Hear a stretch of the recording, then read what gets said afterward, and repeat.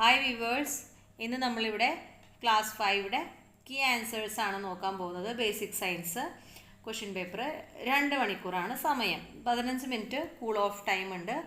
Then attempt any 5 ആണ് from 7 activities. അപ്പോൾ first activity ഇവിടെ സീഡ് ഡിസ്പേഴ്സലിനെ കുറിച്ചാണ്. എന്തൊക്കെയാണ് ഡിഫറെൻറ്റ് മെത്തേഡ്സ് ഒരെണ്ണം തന്നിട്ടുണ്ട്. രണ്ടാമത്തത് നമ്മൾ ബൈ വിൻഡ് എഴുതാം, through water. Fourth one by bursting. Second question B question തന്നിട്ടുള്ളത് 3 പഴങ്ങളാണ്, ഫ്രൂട്ട്സ് ആണ് തന്നിട്ടുള്ളത്. അവരുടെ favourable features which are helping them for seed dispersal. അപ്പോൾ അത് എങ്ങനെയാണ് സീഡ് ഡിസ്പേഴ്സലിന് സഹായിക്കുന്നത്? അപ്പോൾ ഇവർ പഴുത്ത് കഴിഞ്ഞാൽ അവരുടെ കളറും അവരുടെ ഫ്ലഷി പാർട്ട് കഴിക്കാനായിട്ട് എത്തിച്ചേരുന്ന അനിമൽസിന് അട്രാക്റ്റീവ് ആയിട്ടുള്ള ഫീച്ചേഴ്സാണ് ഇതിൽ നിന്നും നിങ്ങൾ എഴുതേണ്ടത്. Okay, so what are they? The favorable features of fruits given above that help in seed dispersal is fragrance, its fleshy part and its color. Okay, then C in the question, among the following which plant bursts the seeds, releases seeds when they are ripened? ഇപ്പോൾ പഴുത്ത് കഴിഞ്ഞാൽ അല്ലെങ്കിൽ മുഴുവൻ growth ആയി കഴിഞ്ഞാൽ ഏതാണ് seed burst ആവുന്നത്? Ladies finger ആണ് answer. Activity 2, some materials for doing experiment related to germination of the seeds are given below. അതിൽ 2 മെറ്റീരിയൽസ് തന്നിട്ടുണ്ട്, 2 നിങ്ങൾ എഴുതണം. കുറച്ച് പ്രൊസീജിയർ എഴുതണം. ബി ക്വസ്റ്റ്യൻ, പ്ലാന്റിന് until the seed germinates and forms it's leaves, എവിടുന്നാണ് അതിന് കഴിക്കാനുള്ള അല്ലെങ്കിൽ അതിന് ഉപയോഗിക്കാനുള്ള ഫുഡ് എവിടുന്നാണ് അത് കിട്ടുന്നത്?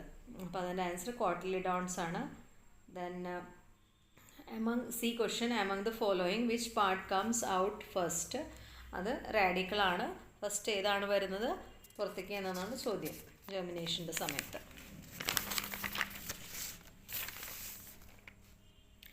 ഇനി നെക്സ്റ്റ് ക്വസ്റ്റ്യൻ തന്നിട്ടുള്ളത് ആക്ടിവിറ്റി 3.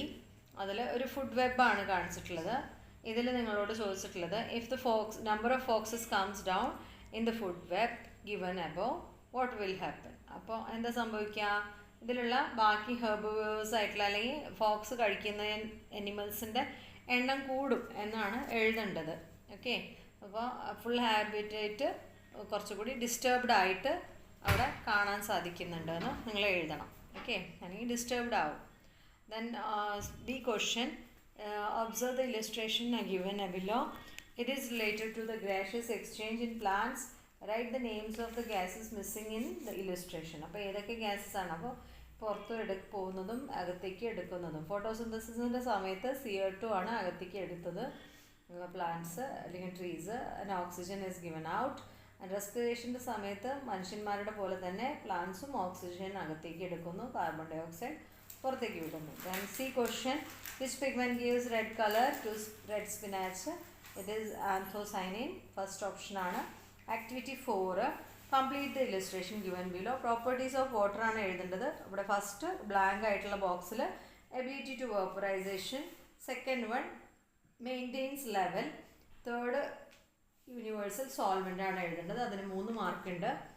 ദെൻ ബി ക്വസ്റ്റ്യനിൽ ടേബിളാണ് തന്നിട്ടുള്ളത്, സബ്സ്റ്റൻസും ഫോമും തന്നിട്ടുണ്ട്. വാട്ടറിൻ്റെ ലിക്വിഡ് ഫോം അവർ എക്സാമ്പിളായിട്ട് നിങ്ങൾക്ക് സോൾവ് ചെയ്ത് തന്നിട്ടുണ്ട്. സെക്കൻഡ് വണ്, ഫസ്റ്റ് വൺ അവിടെ നിങ്ങൾ പൂരിപ്പിക്കാനുള്ളത് സോളിഡ് ആണ്. ഐസ് എന്ത് ഫോമാണ്?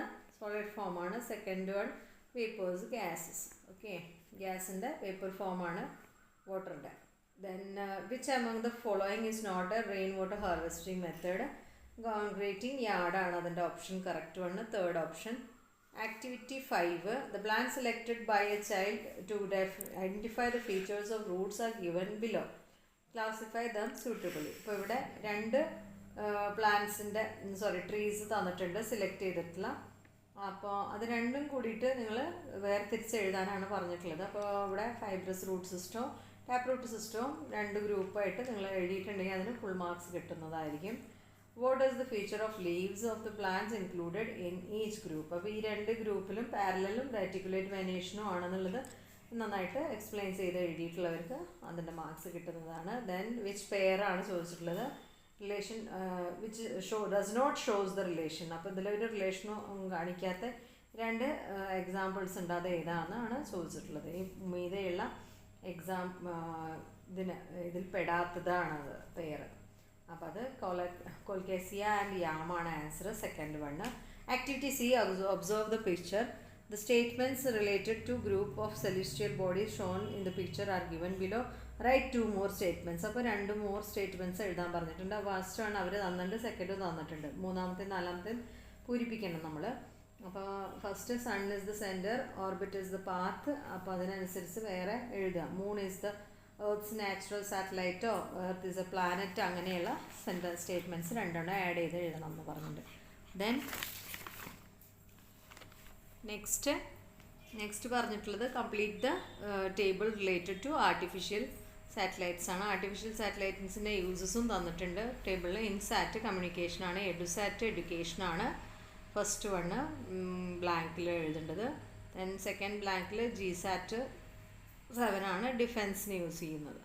ദെൻ സി എന്താണെന്ന് ആ കോൺസ്റ്റലേഷൻ്റെ പേര് എഴുതാനാണ്. Write the name of this constellation, പേര് ഹണ്ടർ ആണ്. Then activity 7, look at the situations given below. ഇതിലത്തെ ഏതാണ് സിറ്റുവേഷൻ?